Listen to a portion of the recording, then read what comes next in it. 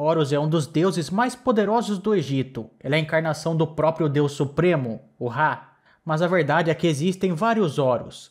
Mas qual que é a lenda desse deus? De onde que vem o olho de Horus? E o Horus teria nascido em 25 de dezembro como Jesus? Tudo isso e muito mais aqui nesse vídeo.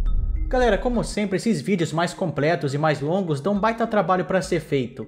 Então se você puder, por favor, deixa o like aí, se inscreve no canal e compartilha o vídeo, beleza? Se você puder me ajudar de mais alguma forma, aqui embaixo tem um botão valeu que você pode me doar qualquer quantia com ele. E também você pode se tornar membro aqui do canal. É sempre importante deixar bem claro que eu não sou especialista em coisa alguma. Eu sou apenas um cara que gosta muito de pesquisar sobre mitologia e acaba trazendo essa pesquisa aqui para o canal. Então se eu errar alguma coisa ou faltar alguma coisa aqui no vídeo, eu peço desculpas. Mas eu acho que de informação em si, o vídeo tá bem bacana. Vamos lá. Horus originalmente é o nome de duas divindades do Antigo Egito. Horus o Ancião, ou Horus o Grande, que era filho dos deuses primordiais, ou dos deuses originais, que eram Geb e Nut, e Horus o Jovem, ou Horus Criança, que era filho de Ísis e Osíris. A verdade é que o Horus podia aparecer de várias formas, sendo quase impossível você saber qual que seria o Horus verdadeiro. E o nome também parecia ser um tipo de título, já que como tinha vários deuses com cabeça de falcão, eles também poderiam ser chamados de Horus. Mas sem dúvidas o Horus, que é um dos principais deuses do Egito, e que ficou mais conhecido, é aquele que é filho de Ísis e de Osíris, que derrotou seu próprio tio chamado Sete e colocou ordem em todo o Egito.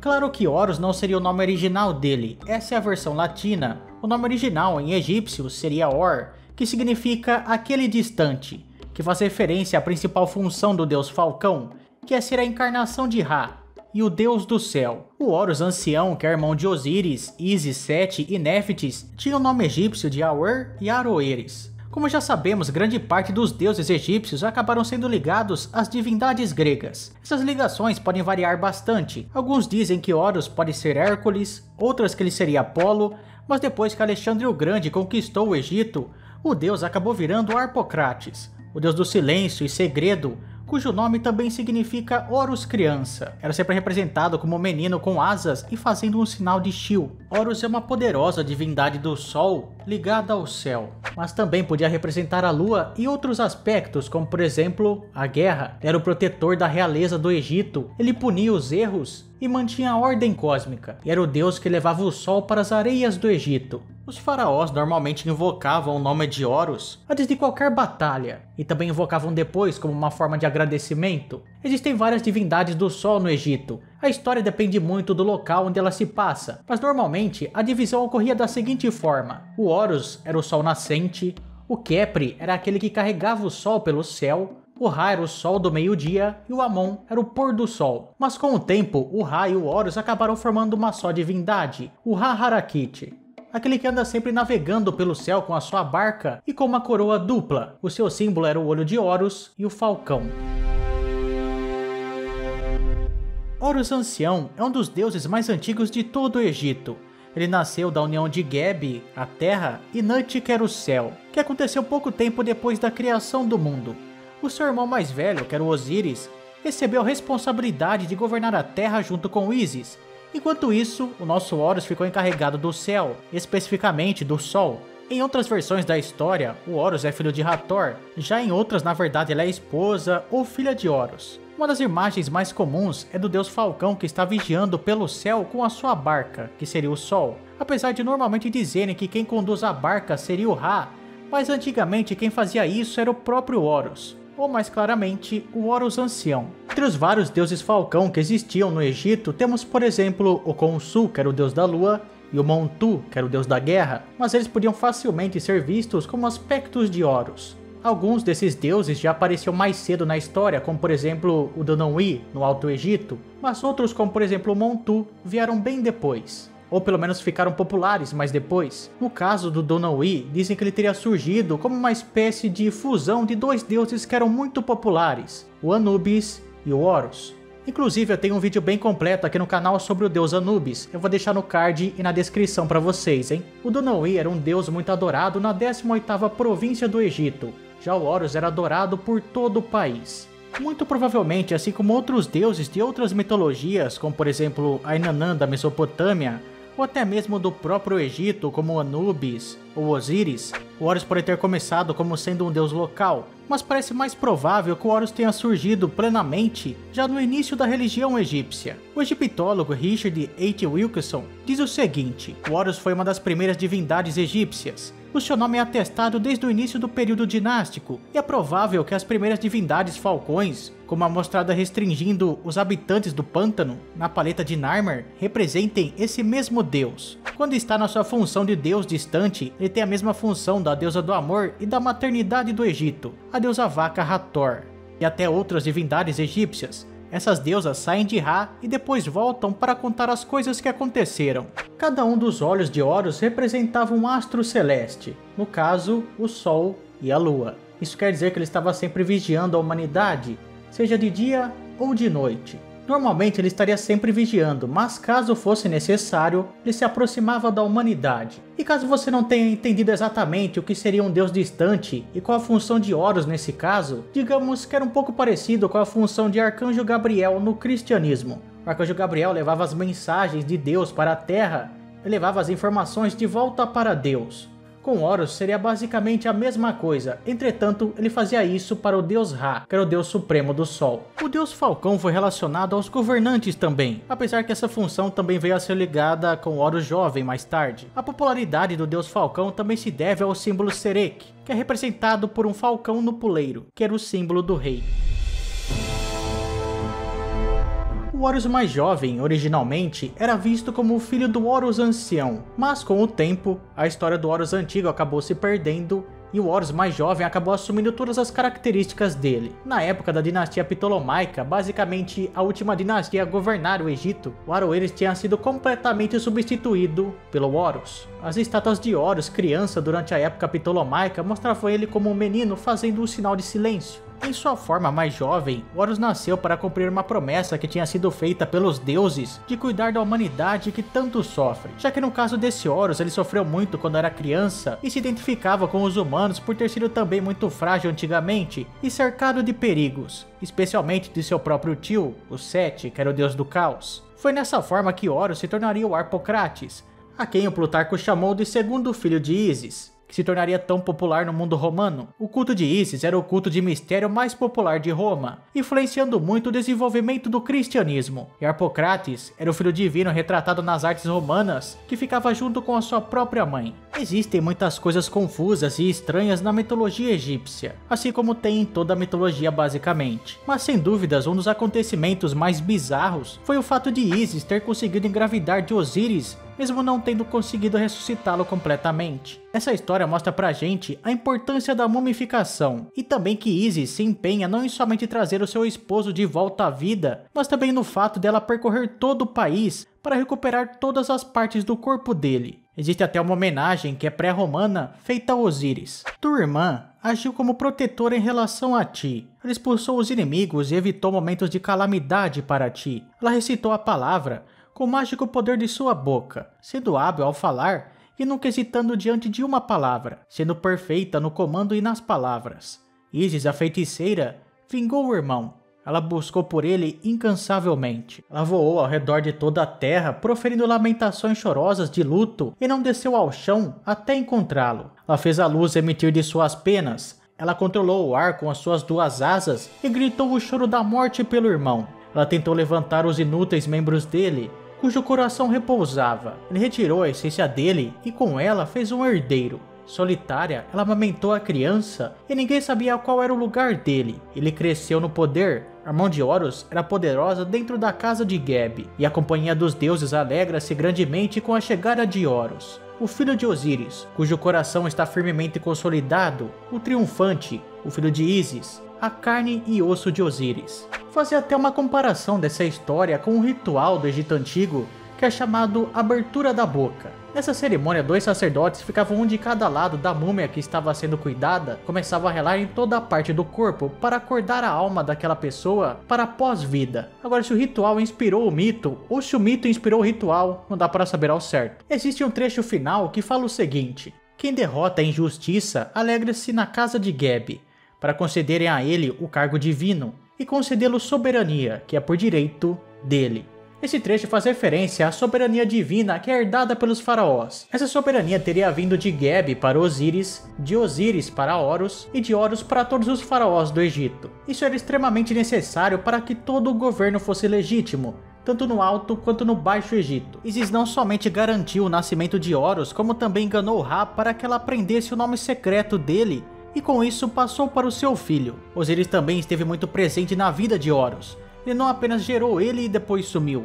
De alguma forma ele encarnava na forma física e ia até Horus para treiná-lo e deixar ele extremamente preparado para governar o Egito e enfrentar os Sete. Em um certo momento, Osíris perguntou a Horus qual era a coisa mais importante e nobre de todas. Então Horus respondeu: vingar o pai e mãe do mal feito a eles. Depois Osíris perguntou qual animal Horus considerava o mais útil entre aqueles que eram usados em batalhas.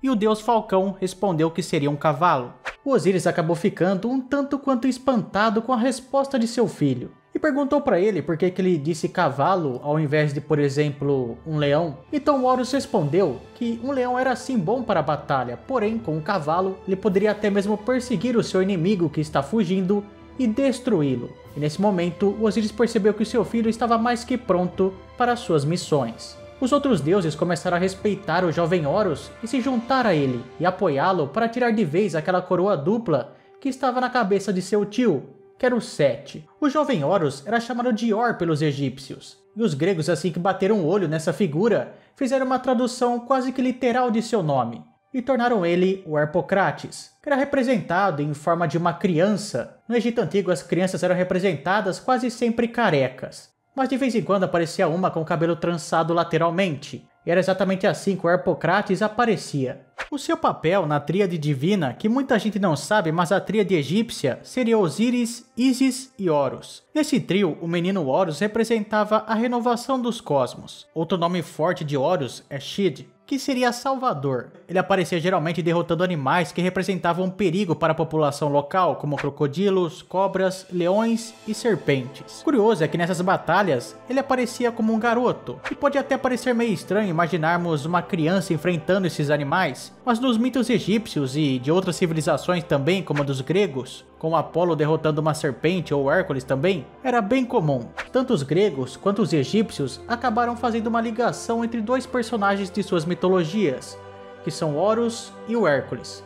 Principalmente naquela parte em que a Hera envia duas serpentes para matar o Hércules enquanto ele está no seu berço. Só que no caso do Horus, essa serpente era o próprio Sete, que tentou ir matar o Horus enquanto a Isis estava distraída. Porém, por sorte, o Anubis estava muito atento e acabou espantando o deus do caos. Ainda algumas escrituras em estátuas do Horus dão a entender que ele acabou sendo envenenado por escorpiões ou serpentes, mas foi salvo pela magia de sua mãe. No Egito Antigo, dizem que a qualidade da saúde do povo era bem baixa. Eles sofriam várias infecções de parasitas e coisas muito piores. No caso de Horus, essas coisas aconteciam através de pesadelos, queimaduras e dores que aconteciam por causa de espíritos ou de parasitas mesmo. Eles entravam no corpo de Horus e ficavam vagando por dentro dele, o que dava muita dor. Em uma certa história, a pedido de Thoth, a Isis junto com Horus, que está em seu colo, foge de Sete. Junto com ela também vão 7 filhos de Serket, que é a deusa escorpião. Cada um desses filhos tinha a missão de proteger a deusa e o seu filho. Em um certo momento da fuga,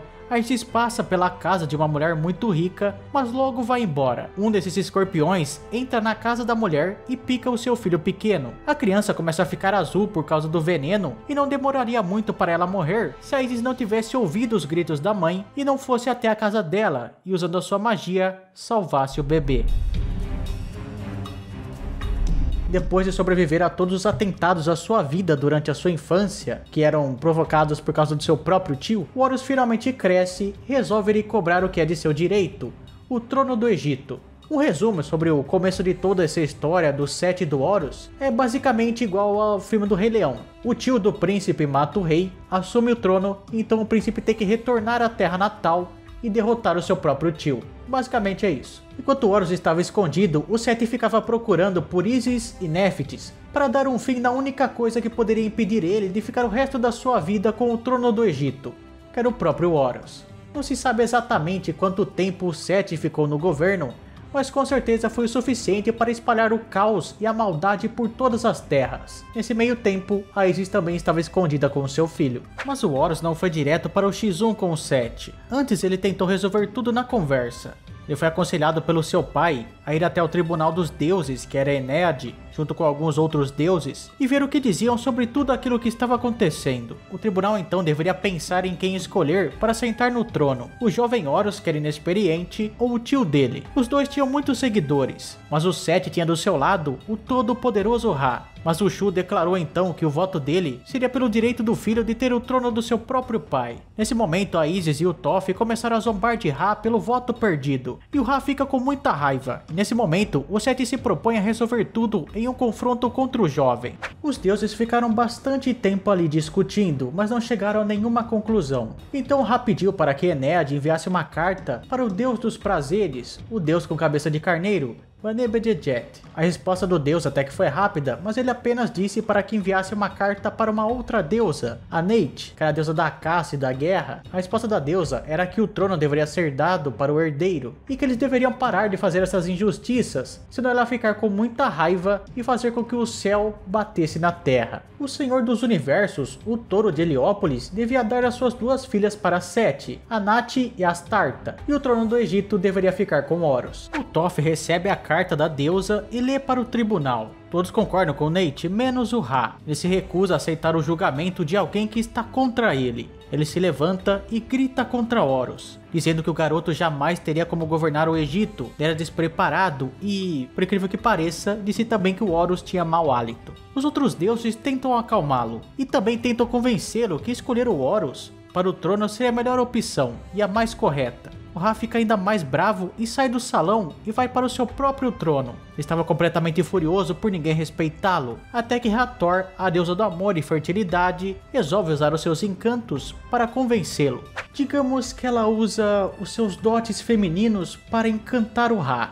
Nesse momento, o deus do sol dá uma risada, fica mais calmo e resolve voltar para o julgamento. No momento que ele entra no salão, todos os outros deuses voltam também. E a discussão continua, e o primeiro a falar é o Sete. Ele diz que ele é o deus da Enéade com mais virilidade. Ele é aquele que derrota todo dia, ou melhor, toda noite, o inimigo supremo do deus do sol, Apophis. E por causa disso, ele teria o direito de governar o Egito. Em contraparte, Honores e Toph dizem que o trono deveria ser do herdeiro, deveria ser do Horus. Mas o deus carneiro, Bane-Bejejet, diz que como eles confiariam em um deus inexperiente, ao invés daquele que toda noite derrota a serpente do caos. A Isis fica furiosa e diz que quer levar o tribunal para o próprio ato. A Enéade diz que não tinha necessidade de fazer isso. Nesse momento, o Sete também fica mais bravo e diz que não vai fazer parte de qualquer tribunal onde a Isis também faça parte. O Ra então dá a ideia de mudar o julgamento para um outro lugar, a Ilha do Meio, do outro lado do rio, e decreta ao barqueiro divino chamado Nenti que não permita que a Isis chegue perto de lá, ou qualquer pessoa que se pareça com ela, até que os deuses terminem o debate. Então Isis chegou, depois de se transformar em uma velha que mancava e usava um anel de sinete dourado na mão. Ela se aproximou de Nenti, o barqueiro, que sentava ao lado do próprio barco, e disse a ele: "Venha até você, pois é necessário que me leve até a Ilha do Meio, porque é para o jovem rapaz que trago esta tigela de mingau, já que ele tem cuidado do gado da Ilha do Meio há 5 dias e está com fome. Disseram-me para não levar nenhuma mulher até o outro lado", respondeu ele. "Mas é por ordens que eu estou fazendo isso", respondeu a mulher. "O que você me dará pelo transporte?" "Darei este bolo." "Do que isso vai me servir?", disse ele. "Em troca de um bolo, eu iria desobedecer a ordem do poderoso Ra? Então lhe darei este anel de sinete dourado que está em minha mão." E ele disse: "Entregue-me o anel então." Isis então é levada até a Ilha do Meio. Lá ela se transforma em uma bela mulher, sabendo que o Sete não aguentaria a tentação e tentaria seduzi-la assim que a visse. E foi exatamente assim que aconteceu. Mas no momento que Sete se aproximou dela, ela disse: "Respeito, meu senhor, quanto a mim. Eu era a esposa de um pecuarista com quem eu tive um filho. Meu marido morreu e o rapaz começou a cuidar do gado do pai. Mas então veio um estranho e tomou conta do estábulo. Ao falar com meu filho, ele disse: 'Vou bater em você, confiscar o gado de seu pai e expulsá-lo. Agora é meu desejo que você o proteja.' E Sete respondeu: 'Enquanto o filho do homem ainda vive, que gado deve ser dado ao estrangeiro?' Nesse momento, a Isis se transforma e expõe toda a hipocrisia de Sete para todo o tribunal de deuses. Agora nem mesmo Ra teria como defendê-lo. O Sete fica muito bravo e desafia o Horus. Os dois deveriam se transformar em hipopótamos e ficar dentro de um rio. O que emergisse por último ficaria com o trono. Só que em um certo momento do desafio, a Isis acaba se preocupando com o seu filho. Ela faz um arpão e joga sobre Sete. Desse jeito, o Horus ia acabar ganhando o desafio. Só que o Sete acaba convencendo a Isis a soltá-lo. E quando ela faz isso, o Sete foge. E o Horus fica tão bravo, mas tão bravo, que vai até a sua própria mãe e arranca a cabeça. Nesse momento, para não ser punido pelo que tinha feito, o Horus tem que fugir dali. E no meio da sua fuga, ele deita embaixo de uma árvore e acaba dormindo. Mas o Sete acha ele e arranca os seus 2 olhos. Mas por sorte, a Hathor acaba achando o Horus e resolve curar o seu filho adotivo, utilizando o seu leite. No fim de tudo, Horus e Sete acabam se enfrentando para resolver de vez quem ficaria com o trono de Osíris. O Sete acaba sendo castrado, ele até tenta lutar novamente com Horus, mas acaba sendo derrotado e tira sua indicação ao trono. Mas em uma outra versão da história, os dois acabam formando 2 exércitos e se enfrentando por anos, até que finalmente resolvem tudo em um X1. O Sete arranca um dos olhos de Horus e Horus responde castrando o Sete. Mas no fim de tudo, o Thoth aparece entre os dois e diz que o Sete subiria para a barca de Ra, enquanto Horus ficaria com o trono do Egito. Os dois aceitam a proposta e a briga se encerra. Existem várias versões da história de como Horus perdeu seu olho ou de quantos olhos ele perdeu, mas normalmente ele perde um olho e quem arranca é o Sete. Tem histórias em que é o Horus mesmo que cura seu próprio olho e tem outras que é a Hathor que ajuda ele, como acabei de contar para vocês. Normalmente o olho que é sempre representado nas artes egípcias é o olho que representa a lua. Isso mostraria que assim como a forma da lua é inconstante, a informação de Horus é constante e lenta, e não somente fisicamente, mas também em relação ao trono que ele tomaria. O olho de Horus acabou se tornando um símbolo muito poderoso, chamado Wedjat. Ele era usado em rituais de mumificação, onde algumas partes do corpo da pessoa precisavam ser restaurados, mas também era usado em feitiçaria como um símbolo protetor e uma forma de expulsar inimigos. Existe uma comparação que é muito comum que fazem com Horus, que é o fato dele ter uma história parecida com Jesus. Muita gente diz que o Horus teria 12 apóstolos também, que ele teria sido crucificado, que ele teria ressuscitado, que ele teria nascido em 25 de dezembro e tudo mais. Mas vamos lá, tá? Vamos explicar isso. Existem semelhanças entre Jesus e Horus? Existem, tá? Existe a trindade do cristianismo, né? Que seria Jesus, Maria e José. E existe a trindade do Antigo Egito, que é Horus, Isis e Osíris. Eu sei que vai ter gente falando aí nos comentários, mas só para deixar bem claro aqui, eu tenho noção que a trindade do cristianismo é o Pai, o Filho e o Espírito Santo. Mas com trindade aqui nesse momento, eu quero dizer a família principal. Tanto Horus quanto Jesus são os mais novos dessa trindade. O Horus representa o oposto a Sete, que é o Senhor do Caos, um espírito das trevas, que é quase que um paralelo a Satanás lá no cristianismo. Existe também uma arte que era muito comum no Império Romano, sendo essa imagem muito parecida com aquela de Maria e do menino Jesus. Tem também uma imagem do Horus empalando o seu tio Sete, enquanto ele está na forma de um hipopótamo, que também lembra muito o São Jorge, o dragão e até o arcanjo Miguel com o Satanás. E é claro que assim como Horus era perseguido por Sete quando ele era criança, Jesus também era perseguido, só que pelo Império Romano. Entretanto, muito mais que isso não tem, tá? Não tem o Horus nascendo dia 25 de dezembro, não tem o fato dele ter 12 apóstolos e muito menos ele ser crucificado e ressuscitado, tá? Nunca é citado nada disso nas histórias. Se você assistiu o vídeo até aqui, por favor, deixa o like aí para mostrar que você gostou e também se inscreve aí para não perder nenhum vídeo, beleza? Valeu, falou, tchau.